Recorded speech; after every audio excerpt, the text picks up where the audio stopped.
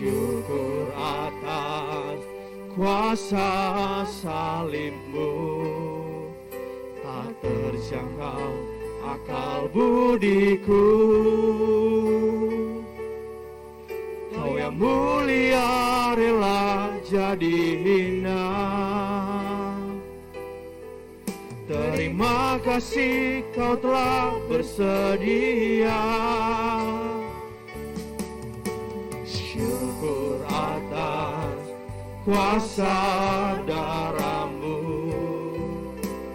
dan pengorbananmu. Bilur-bilurmu menyembuhkan lebih dari yang kuharapkan. Percaya mukjizat terjadi, kuasa-Mu nyata di sini. Kau melakukan perkara heran di luar pikiran. Percaya mukjizat terjadi, kuasa-Mu nyata di sini. Jauh melampaui pikiranku, aku sudah sembuh. Percaya mukjizat terjadi, kuasa-Mu nyata di sini. Kau melakukan perkara heran di luar pikiran. Percaya mukjizat terjadi, kuasa-Mu nyata di sini. Jauh melampaui pikiranku, aku sudah sembuh. Oh, percaya mukjizat terjadi, kuasa-Mu nyata di sini. Kau melakukan perkara heran di luar pikiran. Percaya mukjizat terjadi, kuasa-Mu nyata di sini. Jauh melampaui pikiranku, aku sudah sembuh. Aku sudah sembuh. Kami menang di dalam Engkau. Kami menang di dalam Tuhan. Engkau yang berkuasa. Engkau yang berkuasa. Engkau ada di dalam kehidupan kami, Tuhan. Kuasa-Mu nyata di tempat ini, Tuhan. Kuasa-Mu nyata di hidup kami, Tuhan. Kuasa-Mu nyata di hati kami, Tuhan. Haleluya. Terima kasih, Tuhan. Terima kasih, Tuhan. Percaya mukjizat terjadi, kuasa-Mu nyata di sini. Kau melakukan perkara heran di luar pikiran. Percaya mukjizat terjadi, kuasa-Mu nyata di sini. Jauh melampaui pikiranku, aku sudah sembuh. Oh, aku sudah sembuh. Aku sudah sembuh. Oh, terima kasih Tuhan. Terima kasih Terima kasih Tuhan. Terima kasih buat kebaikan Tuhan. Kami bersyukur untuk semuanya. Terima kasih saat ini firman-Mu akan ditaburkan. Engkau yang berkuasa atas hamba-Mu dan mengurapi kami semua. Dalam nama Tuhan Yesus Kristus. Haleluya. Amin. Saya mengajak kita sama-sama bangkit berdiri. Kita membaca Lukas pasal 4 ayat yang pertama sampai ayat yang ke-13. Kita baca firman Tuhan ini bersama-sama. 2, 3. Yesus yang penuh dengan Roh Kudus kembali dari sungai Yordan, lalu dibawa oleh Roh Kudus ke padang gurun. Di situ ia tinggal 40 hari lamanya dan dicobai iblis. Selama di situ ia tidak makan apa-apa dan sesudah waktu itu ia lapar.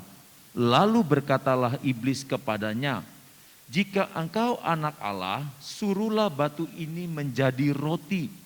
Jawab Yesus kepadanya, "Ada tertulis, manusia hidup bukan dari roti saja."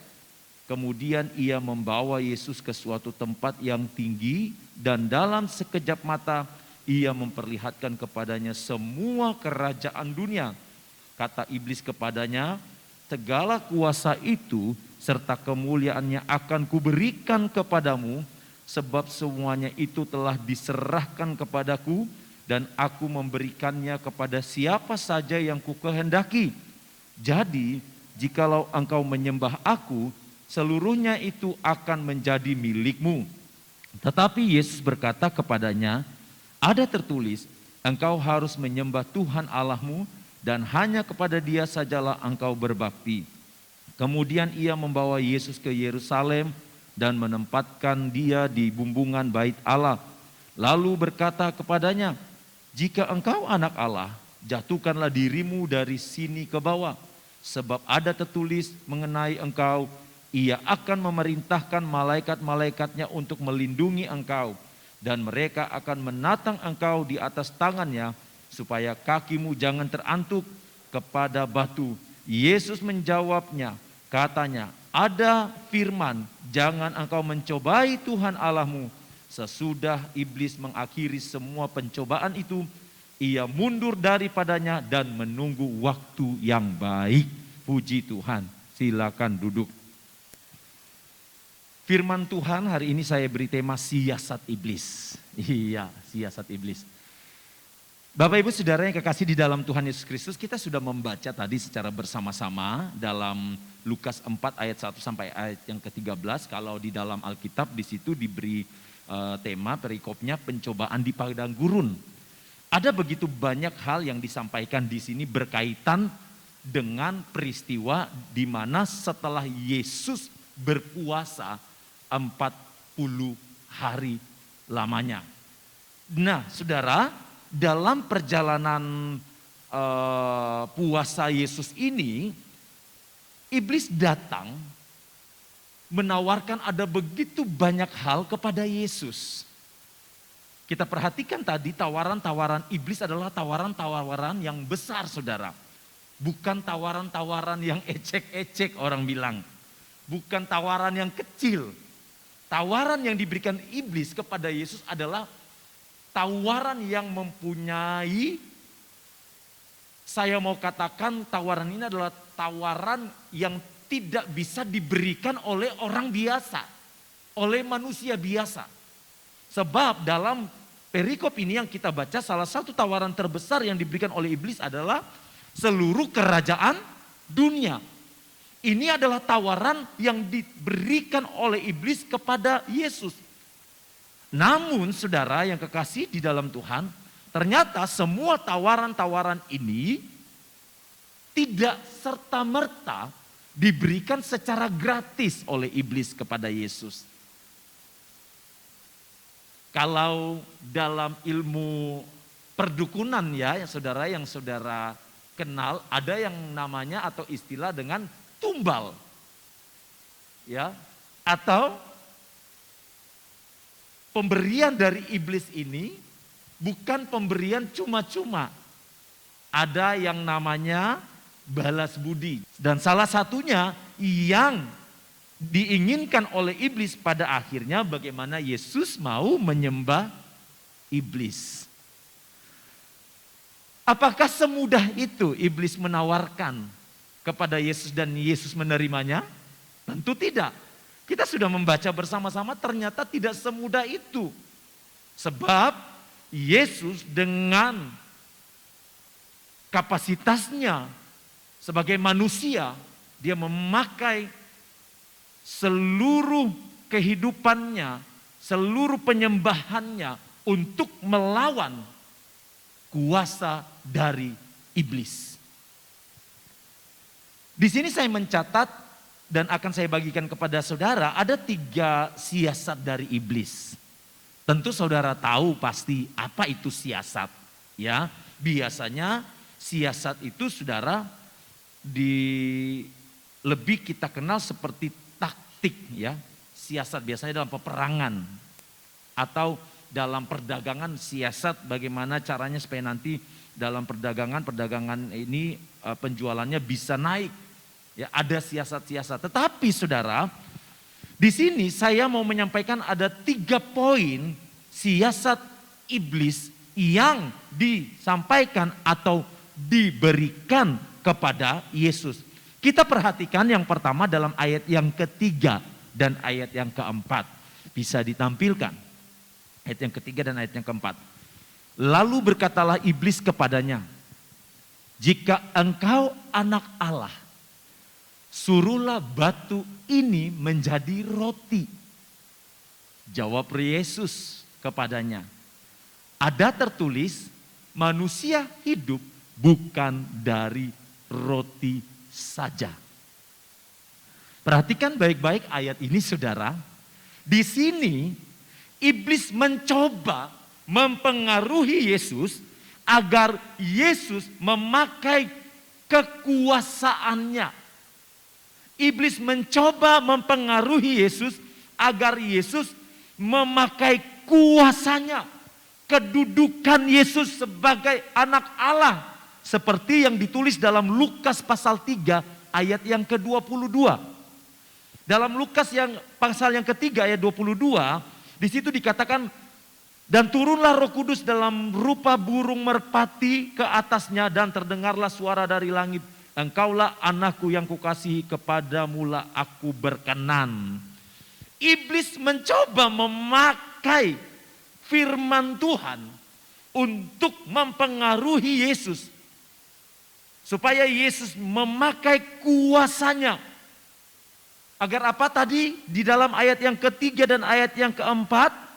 Suruhlah batu ini menjadi roti. Agar Yesus merubah batu yang ada menjadi roti.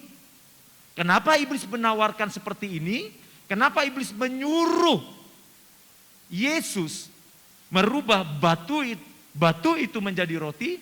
Karena pada saat itu Yesus sedang berpuasa. Yesus dalam keadaan yang lapar.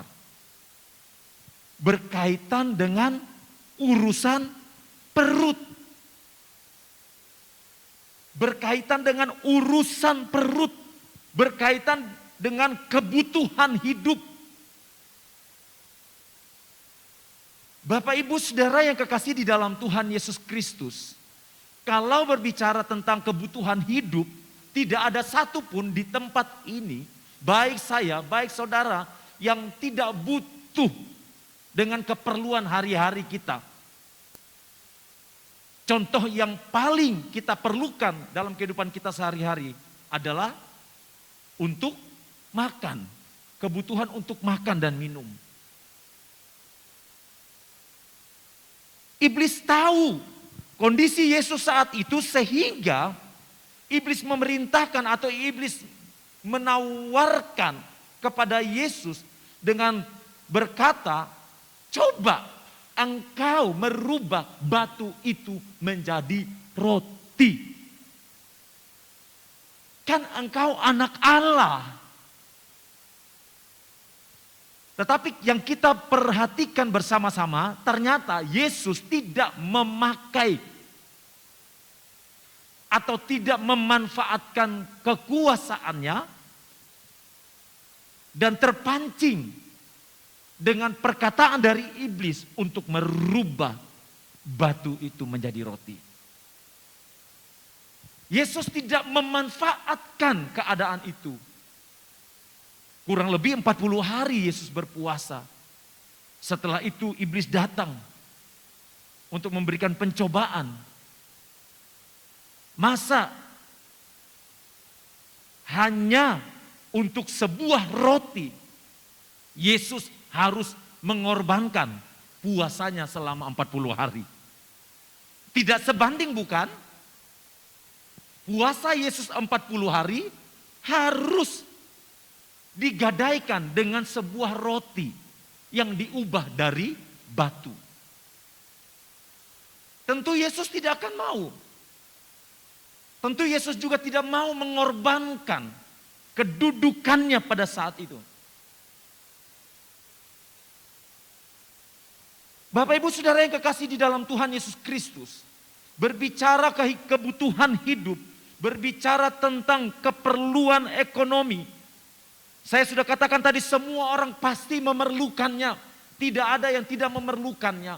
Saudara-saudara yang memiliki jabatan-jabatan strategis dalam perusahaan saudara, apapun jabatan saudara, saya beritahukan kepada saudara, ketika saudara diperhadapkan dengan kondisi seperti Yesus, maka saudara harus memainkan peran saudara sebagai anak Tuhan. Saudara harus memainkan peran saudara sebagai pengikut Kristus. Saudara harus bisa berkata tidak kepada apa yang diperhadapkan dengan saudara. Ada begitu banyak pemimpin-pemimpin dalam sebuah perusahaan. Ada begitu banyak orang-orang yang menyalahkan jabatannya. Yang pada akhirnya menggadaikan imannya. Hanya berkaitan atau berurusan dengan masalah perut.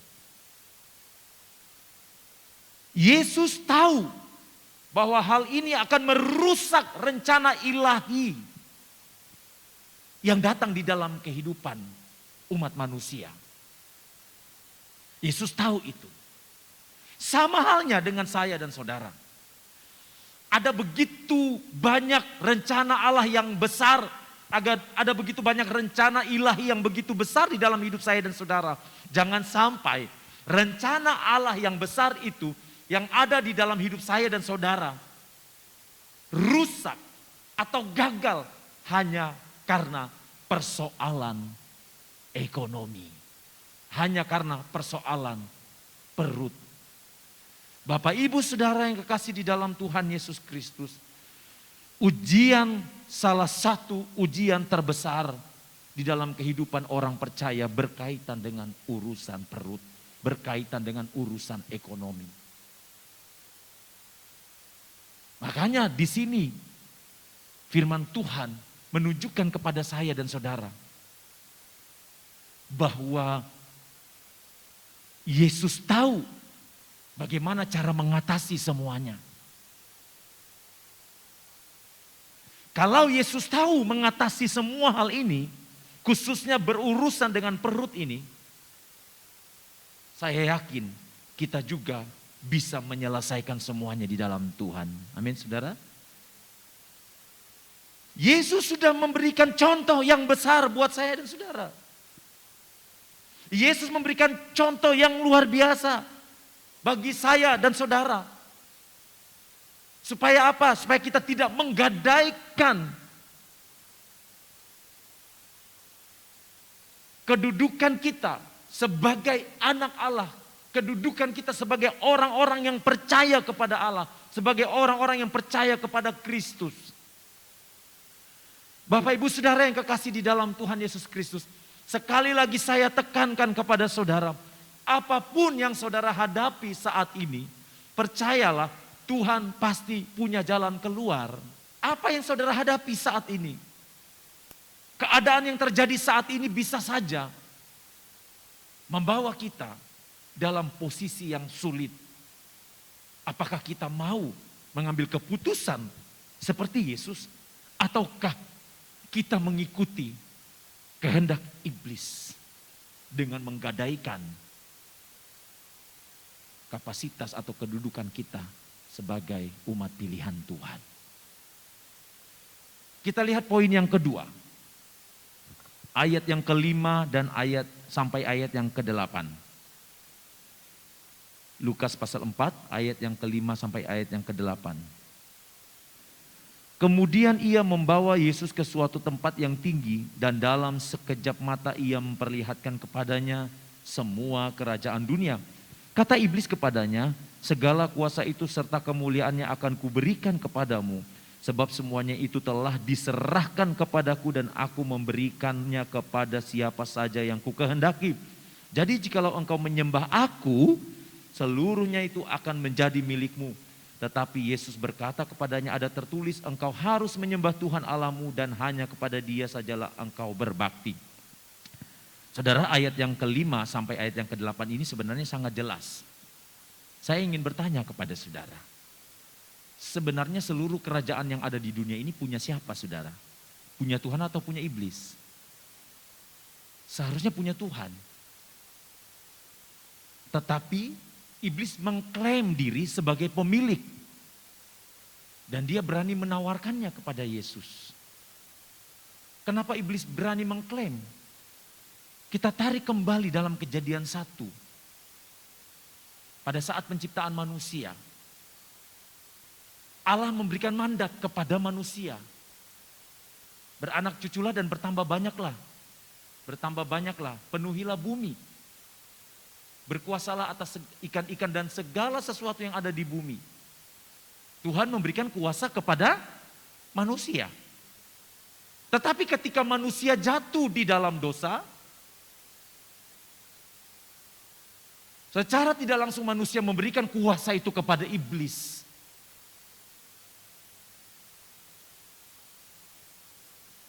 Dan kita melihat kembali dalam ayat 5 sampai ayat yang ke-8 bagaimana iblis mengklaim sebagai pemilik kerajaan dunia. Dan ketika iblis mengklaim sebagai pemilik kerajaan dunia, iblis mengatakan, aku akan memberikan kepadamu semuanya. Apakah itu gratis? Tidak. Dengan catatan, asalkan engkau mau menyembah aku.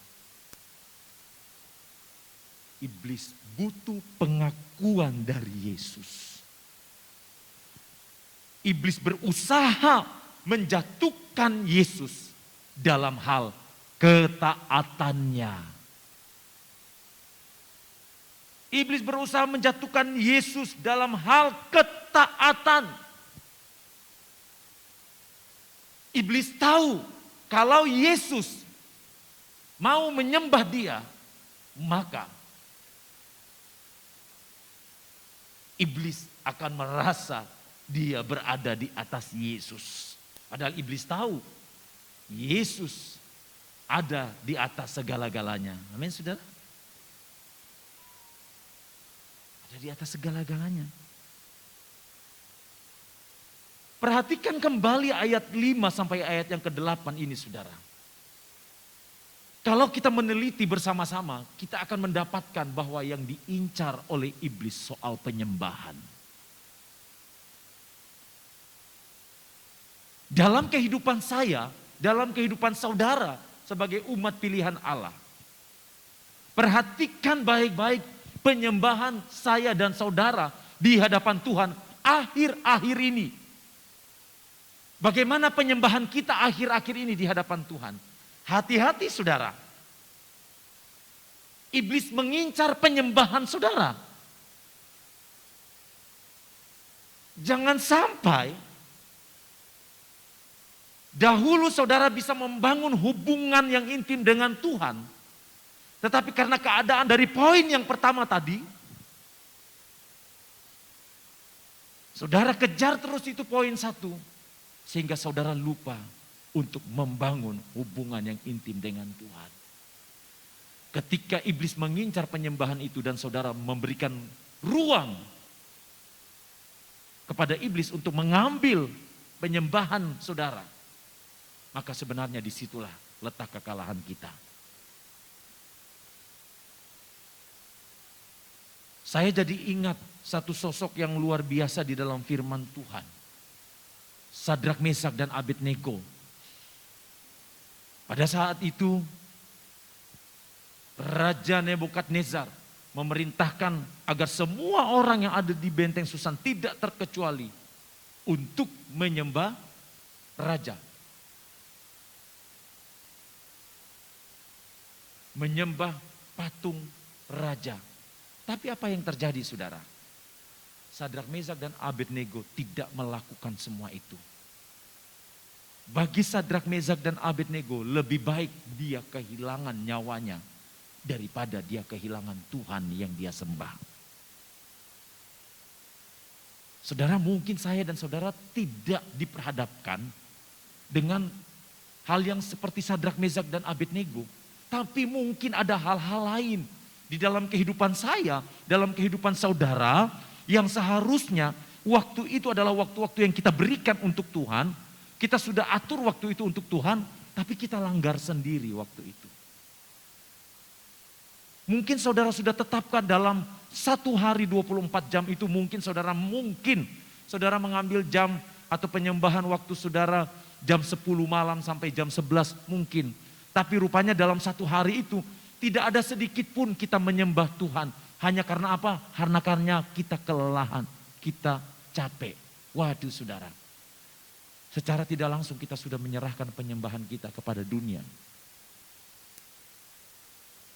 Kalau saudara sudah tetapkan jam penyembahan saudara dalam 1 hari itu ada di jam-jam tertentu, usahakan lakukan walaupun saudara capek. Walaupun saudara sudah dalam kondisi yang kok rasanya ngantuk sekali. Kalau saya saudara, sistem yang saya pakai begini saudara. Kalau saya udah ngantuk, saya tidur dulu. Saya usahakan tidur dulu, nanti pasti saya bangun, saya udah fresh saudara. Nah di situ saya mulai bersekutu dengan Tuhan. Entahkah itu bangunnya jam 12 malam, entahkah itu jam 1 atau jam 2, saya berusaha saudara. Saya berusaha untuk bersekutu di hadapan Tuhan. Nanti setelah itu baru mau tidur lagi silakan. Yang penting kita sudah bersekutu di hadapan Tuhan. Nah saudara seperti itu kalau bisa saudara. Ambil waktu-waktu bersekutu, jangan serahkan waktu-waktu bersekutu dengan Tuhan itu kepada dunia ini. Bukan dunia ini yang akan menolong saudara. Ketika saudara mengalami tekanan dalam hidup saudara, ketika saudara mengalami masalah dalam hidup saudara, bukan dunia yang akan menolong saudara. Tetapi ketika saudara melipat lutut di hadapan Tuhan, itulah yang akan Tuhan kerjakan di dalam kehidupan saudara.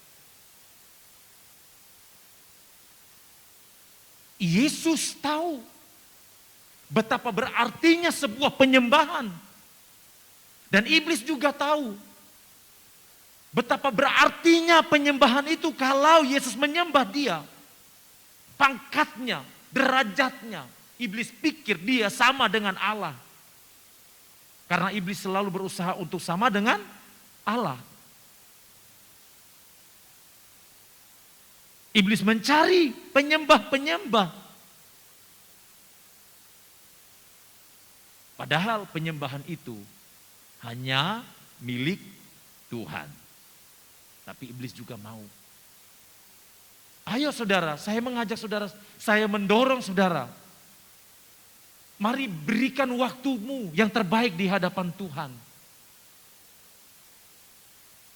Hari-hari ini, kalau kita tidak dekat dengan Tuhan, kita akan mudah goyang saudara. Kalau kita tidak dekat dengan Tuhan, kita akan mudah kecewa.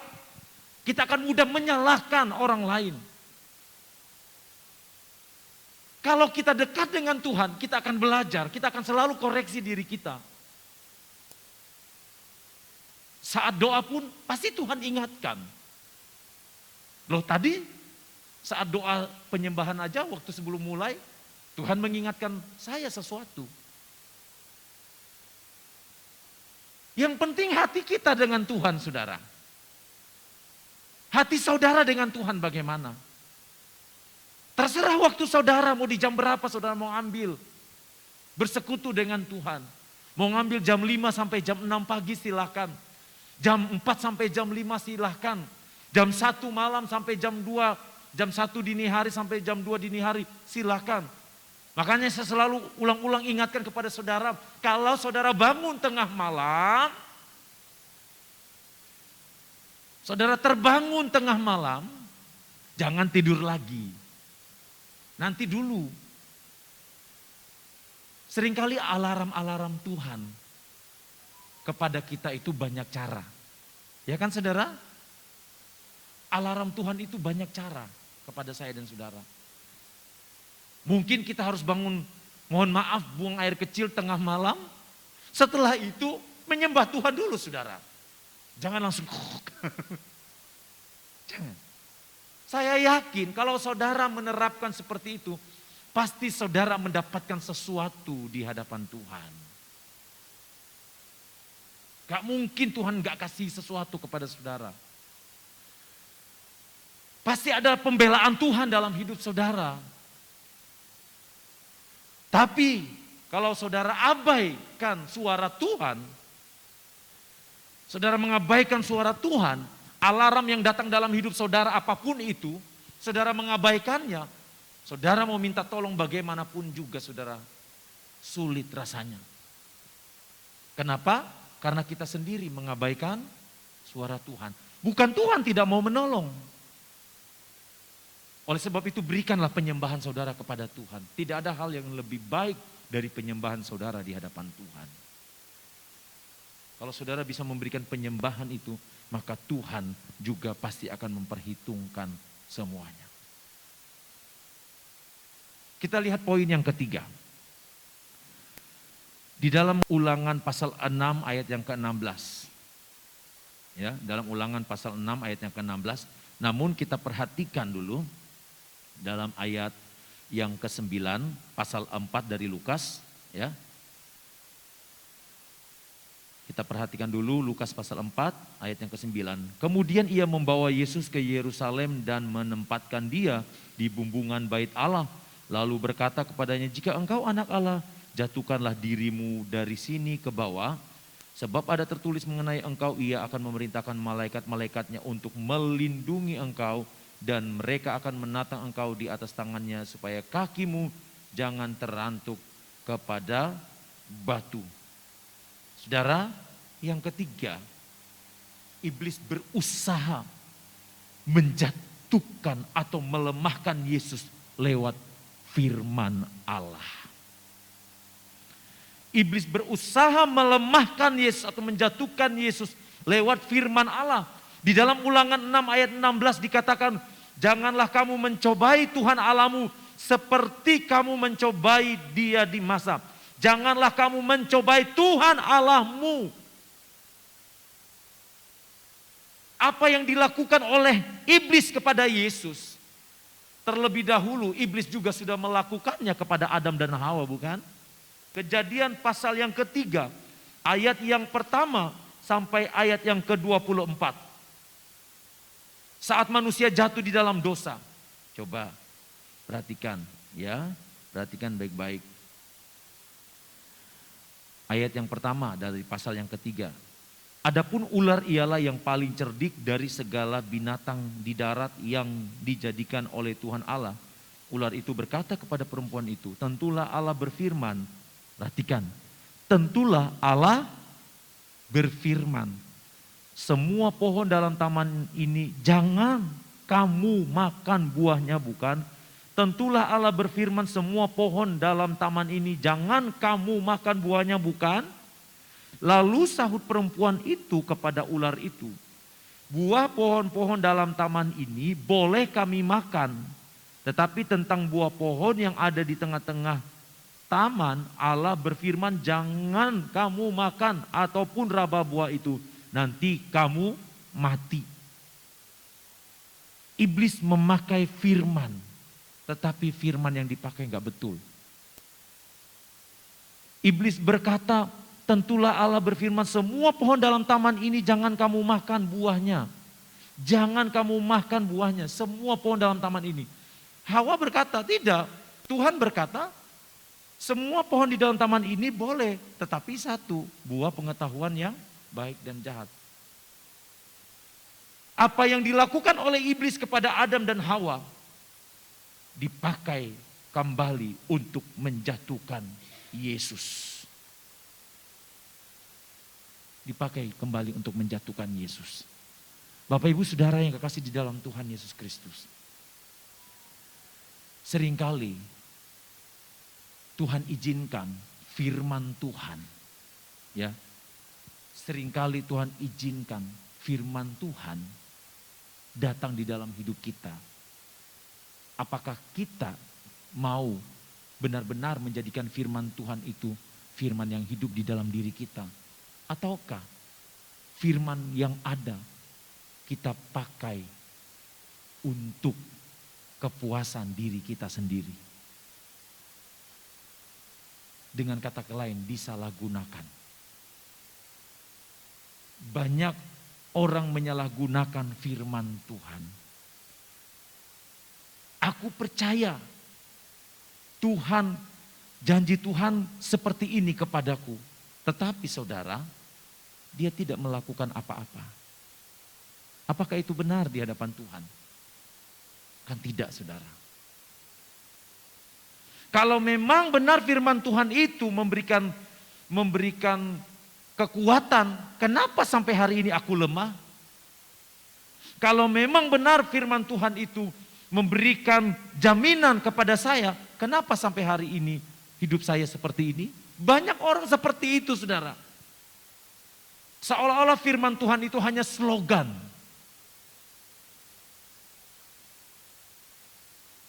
Iblis tahu, ya, iblis tahu firman Tuhan sehingga dia menyampaikan kepada Yesus, kalau engkau anak Allah, jatuhkanlah dirimu. Nanti malaikat-malaikat akan datang menatang engkau. Saudara, bukankah yang mau menjatuhkan dirinya dari tempat yang tinggi hanya ada dua? Kalau bukan orang yang mau bunuh diri, yang kedua orang gila. Iblis tahu apa tujuan Yesus, yaitu menyelamatkan dunia ini. Karena iblis tahu tujuan Yesus untuk menyelamatkan dunia ini, iblis ingin menggagalkan semua tujuan Yesus. Iblis ingin menggagalkan semua apa yang harusnya Yesus lakukan kepada manusia, kepada orang berdosa. Nah, mari saudara, sebelum saya mengakhiri firman Tuhan ini, mari kita tidak berdiam diri dalam menghadapi siasat iblis yang jahat. Mari kita praktekkan firman Tuhan. Di dalam 1 Petrus pasal 5 ayat yang ke-8 berkata, sadarlah dan berjaga-jagalah, lawanmu si iblis berjalan keliling sama seperti singa yang mengaum-ngaum dan mencari orang yang dapat ditelannya. Jangan berdiam diri. Markus 14 ayat yang ke-38 berkata, berjaga-jagalah dan berdoalah supaya kamu jangan jatuh ke dalam pencobaan. Roh memang penurut tetapi daging lemah. Berjaga-jagalah. Jangan berdiam diri, saudara. Jangan abaikan kehidupan ini. Pakai iman kita. Pakai iman saudara. Ibrani pasal 11 ayat yang ke-6 berkata, tetapi tanpa iman tidak mungkin orang berkenan kepada Allah. Sebab barang siapa berpaling kepada Allah, ia harus percaya bahwa Allah ada dan bahwa Allah memberi upah kepada orang yang sungguh-sungguh mencari Dia. Pakai iman saudara. Jangan biarkan iman saudara tidak dipakai. Kalau Tuhan kasih berarti Tuhan mau kita memakainya. Bangun hubungan yang intim dengan Tuhan. Seperti yang saya katakan tadi. Contoh Maria ketika Yesus datang. Di dalam Lukas pasal 10 ayat yang ke-42. Dikatakan oleh firman Tuhan bahwa Maria memilih yang terbaik yang tidak diambil daripadanya.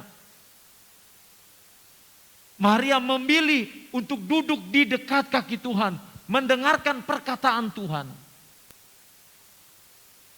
Bapak ibu saudara yang kekasih di dalam Tuhan Yesus Kristus. Sekali lagi saya katakan kepada saudara. Kalau saudara memakai iman saudara. Kalau saudara tidak berdiam diri. Kalau saudara membangun iman saudara kepada Tuhan. Membangun hubungan yang intim dengan Tuhan. Saya percaya segala hal yang saudara hadapi pasti ada jalan keluarnya. Apapun itu. Dan terlebih lagi saya percaya kita akan siap masuk dalam kekekalan. Tapi kalau kita tidak belajar dari sekarang, tidak melatih diri kita dari sekarang, jangan pernah kita berharap untuk masuk di dalam kekekalan bersama dengan Kristus. Hidup hanya sekali, pakai waktu yang ada untuk bersekutu dengan Tuhan. Jangan abaikan suara Tuhan yang datang dalam kehidupan saudara setiap hari.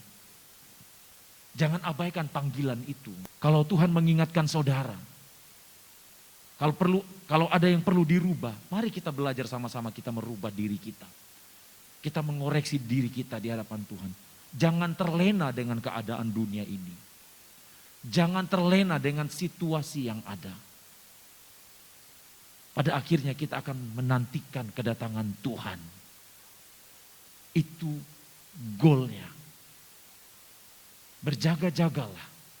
Firman Tuhan katakan berjaga-jagalah. Saudara perhatikan kembali dalam Lukas 4 ayat yang ke-13. Iblis tidak tinggal diam.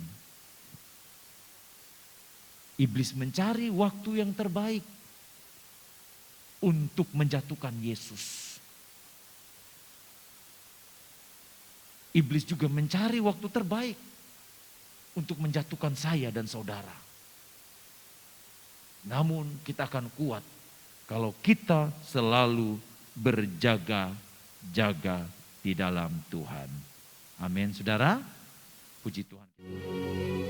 Dengan segenap hati, dengan segenap jiwa, dengan kekuatanku, ku sembah Kau Tuhan. Dalam kekudusan, oh, ku angkat tanganku, ku rindu selalu dalam hadirat-Mu. Sebab Engkau yang kudus,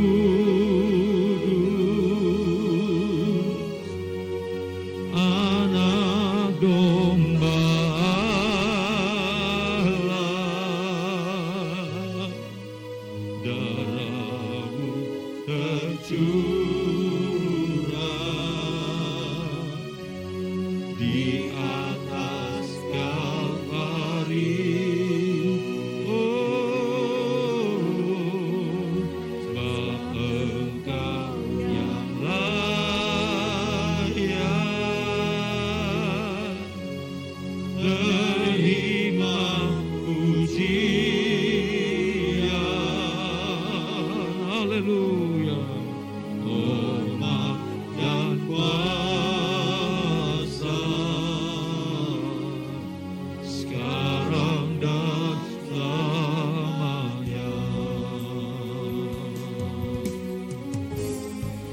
Sebab Engkau yang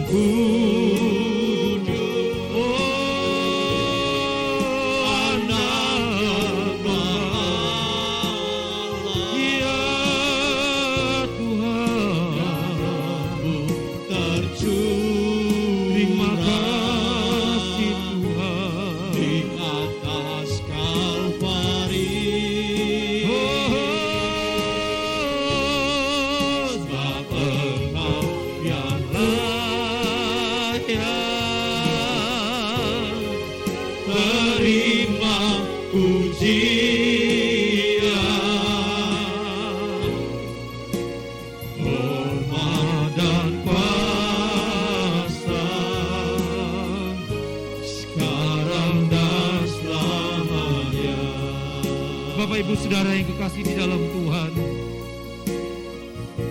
Bagaimana Yesus dicobai oleh iblis. Iblis ingin menjatuhkan Yesus. Tetapi kuasa yang ada di dalam Yesus mampu mengalahkan setiap tipu muslihat dari iblis. Saat ini, saudara, mungkin iblis juga menawarkan hal-hal yang berusaha membuat kita jatuh dengan siasat-siasatnya. Tapi satu hal yang kita percaya, kalau kita ada di dalam Tuhan, kalau kita mau pakai kuasa yang ada di dalam diri kita, kita akan mampu mengalahkan semua siasat jahat dari iblis.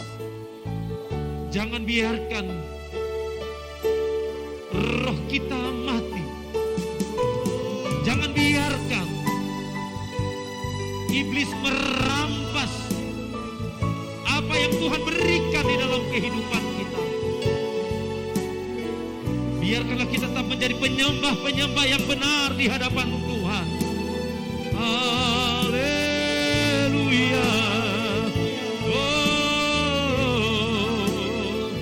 Haleluya.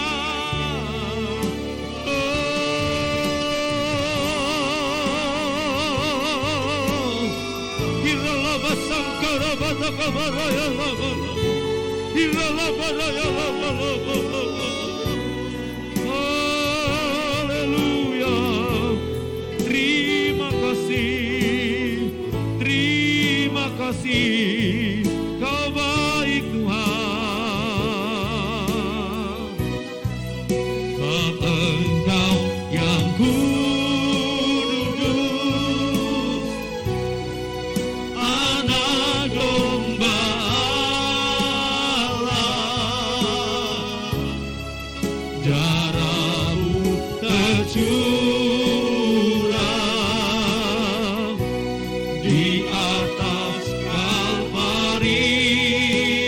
Oh, sebab Engkau yang layak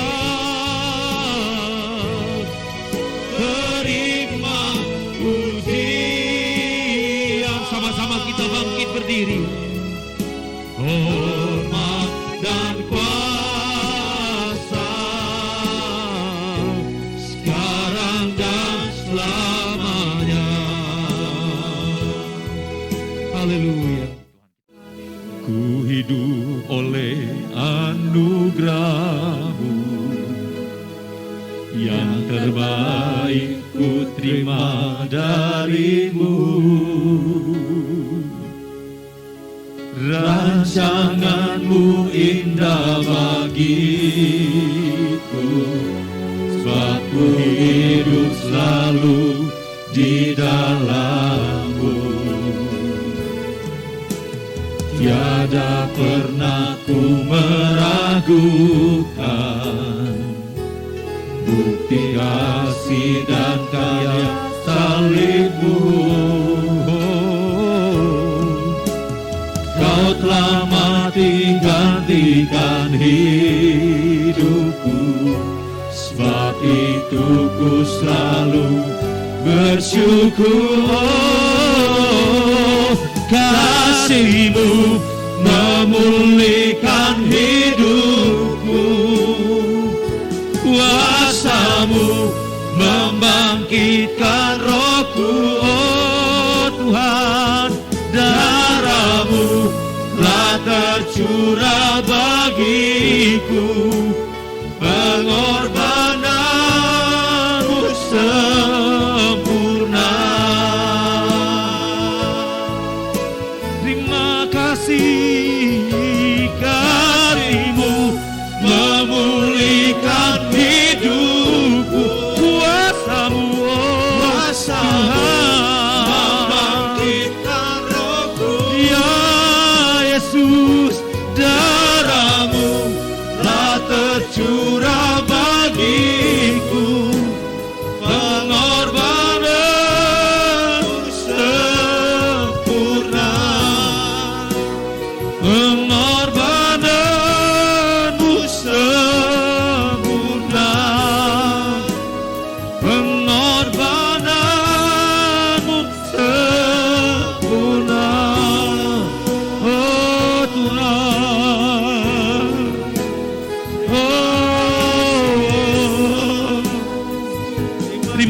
kasih Tuhan. Terima kasih Tuhan. Terima kasih untuk segala kebaikan dan kemurahan-Mu di dalam hidup kami Tuhan. Terima kasih Tuhan. Terima kasih Tuhan. Kami tidak dapat membalas kebaikan-Mu Tuhan. Engkau ada di dalam hidup kami.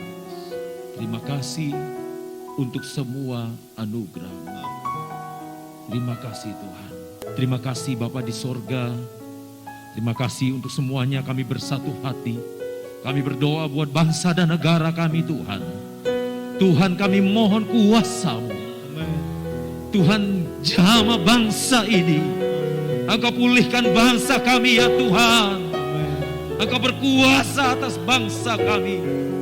Mulai dari pemerintah pusat yang ada sampai daerah terpencil sekalipun, Engkau berkuasa ya Tuhan. Engkau pulihkan semuanya. Demikian juga dengan kota kami. Kota di mana umat-umat Tuhan memuji menyembah Tuhan. Kota di mana umat-Mu berkeluarga mencari nafkah. Berkati kota ini Tuhan. Biarlah kota ini menjadi kota yang diberkati oleh Tuhan. Terima kasih Tuhan, terima kasih. Balas berkati umat-umat Tuhan yang sudah hadir saat ini. Tuhan memberkati yang sudah memberikan persembahan. Persembahan apapun itu juga Tuhan. Tuhan balas berkati. Yang sudah memperhatikan kami hamba-hamba-Mu juga Tuhan memberkati ya Tuhan. Terima kasih Tuhan, terima kasih. Yang sakit Engkau sembuhkan, yang susah Engkau hiburkan, yang lemah Engkau kuatkan. Engkau membangkitkan semangat yang patah. Terima kasih Tuhan, yang tidak sempat hadir saat ini, biarlah Engkau juga memberkati mereka Tuhan, dalam kehidupan umat-umat-Mu. Engkau memberkati pekerjaan anak-anak-Mu, apapun juga yang dikerjakan Tuhan buat berhasil. Biarlah kejujuran senantiasa menyertai umat-umat Tuhan. Terima kasih Tuhan, terima kasih. Saudaraku, angkatlah tanganmu dan terimalah berkat Tuhan. Tuhan melindungi engkau. Tuhan menghadapkan wajahnya kepadamu dan memberi engkau damai sejahtera. Biarlah roh Tuhan mengalir saat ini sampai selama-lamanya. Di dalam nama Bapa, Putra dan Roh Kudus, yaitu di dalam nama Tuhan Yesus Kristus. Haleluya. Sama-sama kita yang percaya katakan,